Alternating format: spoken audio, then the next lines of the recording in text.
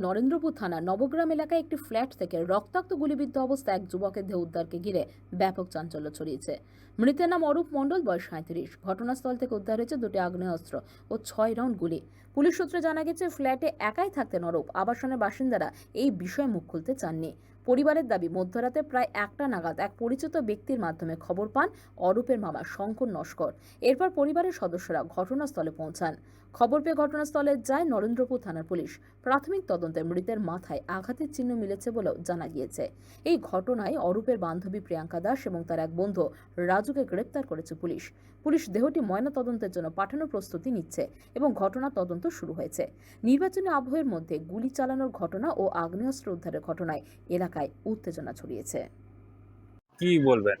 আমরা ওই খবর পেয়ে আমরা ভাই আগে গিয়েছে, হ্যাঁ, তারপর আমি আমার ছেলে ফের গিয়ে দেখি তো ওই রকম অবস্থা। তখন আমি একবার উঠে গিয়ে দেখি ওই অবস্থায় পড়ে আছে, রক্ত চারদিকেই ছড়িয়ে রয়েছে। এই দেখে তারপর তো আমাদের নামিয়ে দেবে। আর তো আর ওই কি করে মেয়েটা ঘটনা ঘটলো কি করে? মানে এটা কি তো আমরা ওটা বলতে পারি না।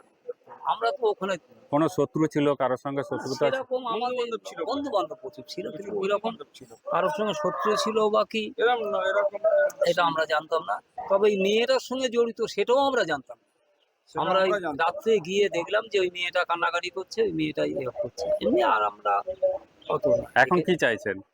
এখন আমরা চাচ্ছি যে আমাদের সন্দেহ হচ্ছে যে ওই মেয়েটা বা রাজু বলে এদের প্রতি আমাদের একদম দৃঢ় সন্দেহ যে এরাই করিয়েছে, খুন করে।